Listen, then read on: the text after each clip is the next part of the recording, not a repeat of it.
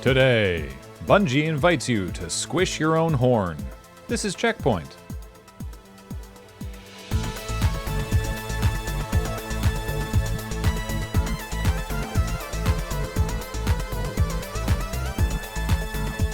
Welcome to CheckPoint, where it's time for our own Game Awards. The award for Game I've Played the Most in 2021 goes to Magic Arena. That good, huh? That's not what I said. You got any awards? Sure. Game of the Year, Breath of the Wild. That came out in 2017. A game doesn't stop being good until I finish it, Graham. All right.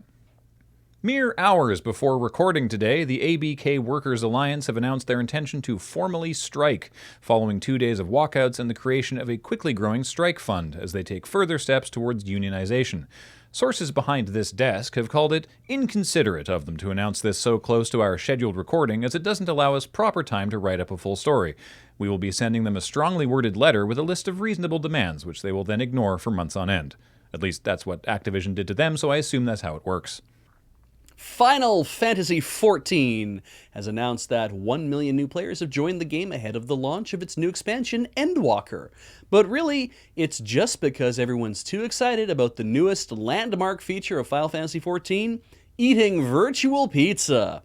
After all, only the most popular video games highlight the world's most popular food, and now Final Fantasy XIV joins the ranks of such luminaries as Teenage Mutant Ninja Turtles, Yo Noid, and Teenage Mutant Ninja Turtles 2, the arcade game. But why the rush? Well, the emote is a limited time promotion with Grubhub, where players must enter the code ENDWALKER on a food order of at least $15 before the promo ends on Wednesday, December 15th in order to get the emote. Anyone doing that today, which is Thursday, December the 9th, between 16:30 and 20:30, also gets free delivery up to $6. As in the commonly used dictionary definition of free, which is anything under $6 may as well cost nothing. If you're a millionaire, I guess. Also, it's not anyone who gets free-ish delivery, it's just the first 20,000 people who use the code today. But don't worry, everyone who participates should get their emote code on the Friday after the promo ends, rather than just right away, because video game pizza just tastes better when you mime eating it 2 days later, if you can log into your fridge. After years of player demands, Bungie has finally nerfed the Gjallarhorn. Literally, the Gjallarhorn or Hjallarhorn or Gjallarhorn, or however the community feels like pronouncing it today, was one of Destiny 1's most iconic weapons, a rocket launcher with homing projectiles that exploded into several smaller projectiles that also hurt Crota. And now, as part of the Bungie 30th anniversary celebration, they've finally added the gun to Destiny 2, along with a bunch of weapons that are legally distinct guns from Halo, but are definitely iconic guns from Halo.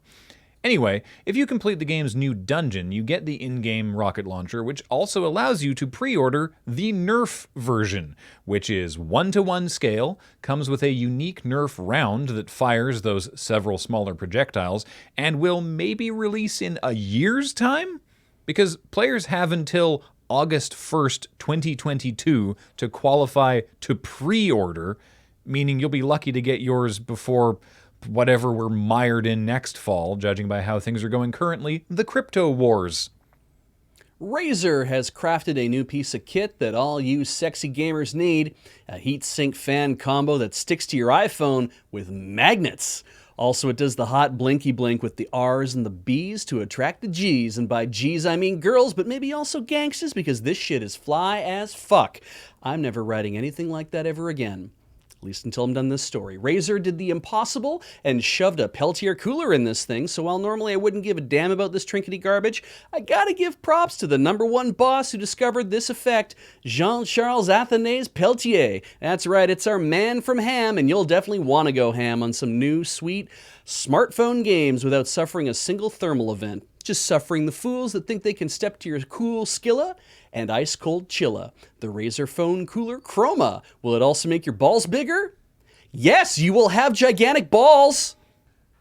We've tried so hard to not have to talk about NFTs on this show, because we just don't fucking want to. I don't want to give them the oxygen of attention, nor deal with the inevitable backlash of ardent fans haranguing us in the comments to explain why they're awesome. But no, thanks to Ubisoft, not content to spend its time ignoring the requests of the A Better Ubisoft Workers Group, has become the first AAA gaming publisher to get into the blockchain decentralized turd fest that is the non-fungible token.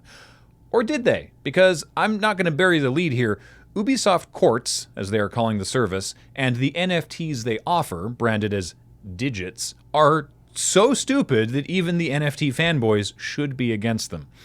Digits, in their current form, are in-game cosmetic items, so far specifically for Tom Clancy's Ghost Recon Breakpoint PC only, and will differ from traditional DLC microtransactions in no visual way, except for a unique serial number visible on each one.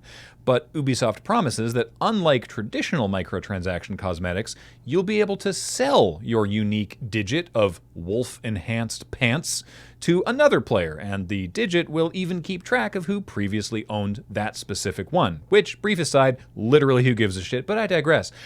Ubisoft claims that Quartz and its digits will, quote, offer you more autonomy and agency when interacting with the in-game items that help you craft your own story. And no, it won't?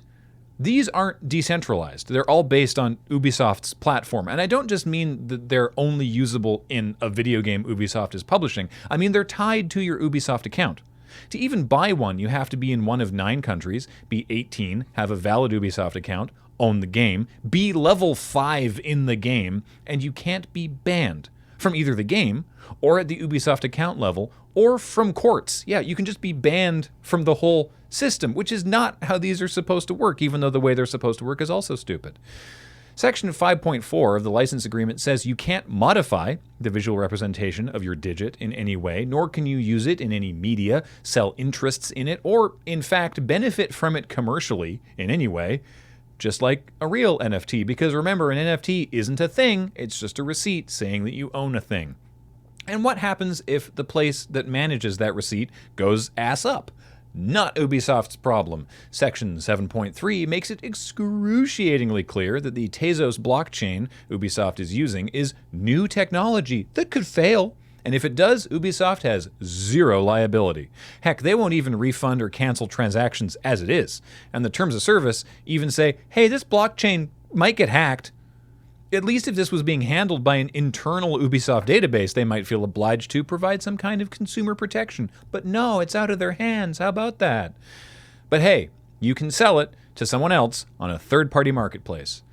Which you could have done anyway. Games have done that before. Granted, everyone hated the Diablo 3 real money auction house, but consider also the Steam marketplace. It's been trucking along for a decade now, buying and selling digital goods just fine, without the energy consumption and insufferable fan base of NFTs.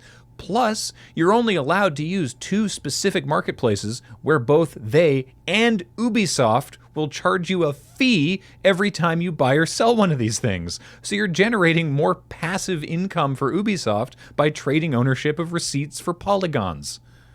Literally none of what they're doing here is new, except for all the unnecessary stuff Ubisoft added for buzzword reasons.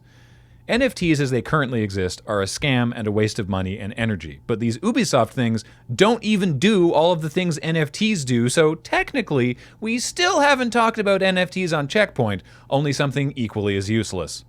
Is that what NFT means? I thought it meant new for tablets. New? Yeah, like new, the operating system. That starts with a G. Well, so does if, and that doesn't stop people.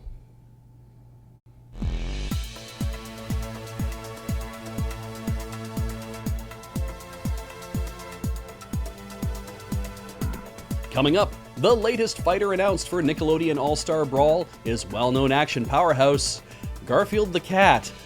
Beware his ultimate technique where he eats a whole lasagna and goes to sleep while thinking shit you found funny when you were 6. Can I read you a funny adjunct to the Ubisoft story that I couldn't work into that ridiculously long thing on Quartz? Do. From their FAQ. On Quartz? Yes, Okay. the official Quartz FAQ on their website. Question: couldn't Ubisoft Quartz be done without blockchain technology? Answer? Listen to this Staggering non-answer. Blockchain's decentralized technology enables us to move beyond current limitations and set the foundations of an ambitious ecosystem, a platform that brings new benefits and possibilities to both players and creators in a secured environment. Leave your mark on your favorite game and be rewarded for your engagement. Have items that live even outside the boundaries of the Ubisoft ecosystem. Experience more control over your items and cash out if you choose to, and many more. I have a question, though. Yeah. Couldn't Ubisoft Quartz be done without this technology? Well, this answer doesn't actually answer that question. I didn't think so. Ars Technica, by the way, did a terrific article, a deep dive. I mean, as always. Yeah. Ars Technica generally does very, very good work. And where they go through everything, like to a much greater extent than I did in my story. And a lot of what it was in my story was sourced from the Ars Technica article and just my eyes. But no part of Quartz or their claims or their promises or anything needs the blockchain. Yeah. In fact, it would be better if it was just an internal Ubisoft database for just DLC cosmetics. Now, there's all sorts of reasons why you might say, oh, well, this could be a really cool, interesting, good idea to do something like this for other reasons. Right, like, and that in which it could be an entire system for managing buying skins and enhancements and stuff for all of your games and for all of your stuff, and for like really do the whole decentralized kind of thing. But that's not what we're doing here, because it's like IP rights are still IP rights, and it's like we technically own all that shit that you think that you own. This is your record of your license to the thing that we said you can use until we were ready to kick you off the service. So yeah. Also, you can the blockchain's not a problem. Like I'm like, the blockchain has uses. I just don't think that all the uses we're seeing are the ones that are the ones that are supposed to be used, right? Also, interestingly, you can only buy one of each thing of these. If you already own a pair of wolf enhanced pants, you cannot buy another one. Why not? Oh, I see. That 1 million new players have joined the game ahead of its launch. A fucking did a shit bang ding. That's from that one Korn song, isn't it? No, that was Kid Rock. Yeah, it's Kid Rock. Yeah. Oh, God. Let's give that another try.